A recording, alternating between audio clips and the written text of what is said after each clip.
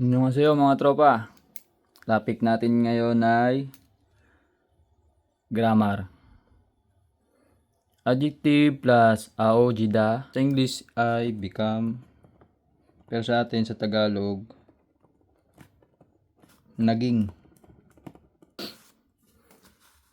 Pag yung adjective may aojida, ang katumbas ng salita niyan sa atin ay naging. Conjugation muna tayo tropa. Pakita ko sa inyo paano mag-conjugate niya na.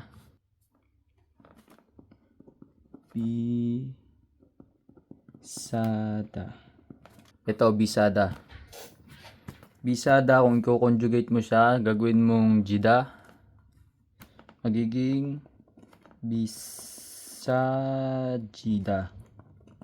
Ngayon, yung meaning niya nag-iba, no? Ito, naka-dictionary form to. So, dictionary meaning niya, to be expensive.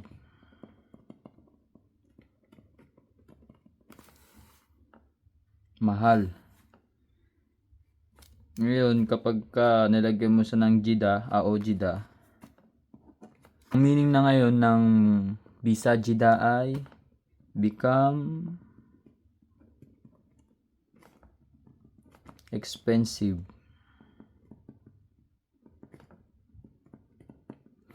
O naging mahal. Ganun. Sa Tagalog, naging mahal.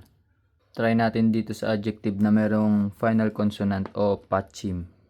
Kilda.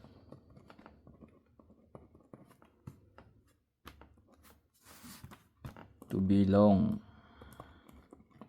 Ibig sabihin yan, mahaba, no? Ngayon, kapag kinonjugate mo siya, gawin mo siyang aojida. Kirojida. Ang meaning na ngayon yan ng kirojida is to become long o naging mahaba. Yung una, dictionary form, mahaba lang siya, di ba? Ngayon, pag dinagdagan mo siya ng adjective plus aojida, dinagdagan mo ng aojida, naging mahaba na siya ngayon. Isa pang example. Okay, sunod na example natin, pyolihada. To be convenient. Convenient. Kanina ko magsulat na. Pagka kinonjugate mo siya, gagawin mo siyang aojida. Yung pyonlihada magiging pyolihejida.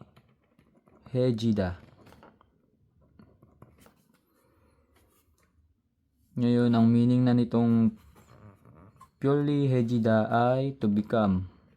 To become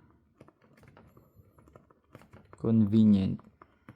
Mali pala spelling ko ng convenient mga tropa, no? Ganito yun na lang natin. I pala yung I.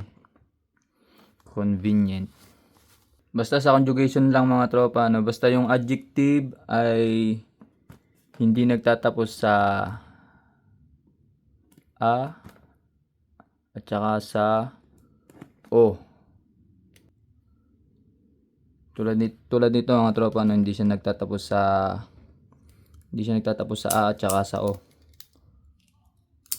Hindi siya nagtatapos sa a at saka sa o. Ang dinadagdag natin ay ojida. Ito, ojida. Ngayon, kapag yung adjective, yung huling vowel niya ay a o kaya o, ang idadagdag natin ay itong a. Since ito ay anang nakalagay, hindi na natin yan babaguhin, ano? Diretso na tayo dito. Ito naman, yung pyonlihada, tatapos siya sa hano mga tropa. Ngayon, yan, hada. Ang gagawin nyo lang mga tropa kapag yung mga adjective na hada yung dulo, lagyan nyo lang siya ng i, ganan. Tapos, jida, magiging jida.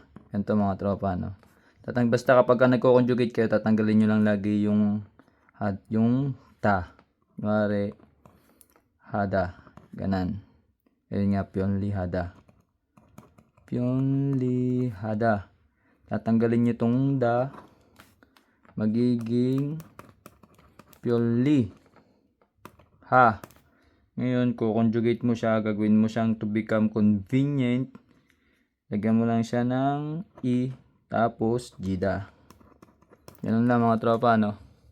Tandaan nyo lang kapag nakatagpo kayo ng grammar na may a o jida, ang adjective ay magiging naging o become. Naging, sa English, become. Yun lang mga tropa, no? Sunod, bibigyan ko kayo ng mga example ng sentences na ginamitan ng a o jida. Abi 씨가 예뻐졌어요. Si Miss Abby ay naging maganda. Abi 씨가 예뻐졌어요. Si Miss Abby ay naging maganda o gumanda. 나는 매일 운동해서 건강이 좋아졌어요. Ako ay nag-ehersisyo araw-araw, kaya ako ay naging malusog. 나는 매일 운동해서 건강이 좋아졌어요. Ako ay nag-ehersisyo araw-araw, kaya ako ay naging malusog. 나는 매일 운동해서 건강이 좋아졌어요.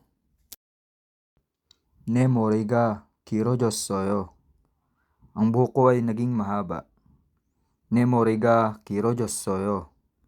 Ang buhok ko ay naging mahaba. 그 나무가 높아졌어요. Ang punong iyan ay naging mataas. 그 나무가 높아졌어요.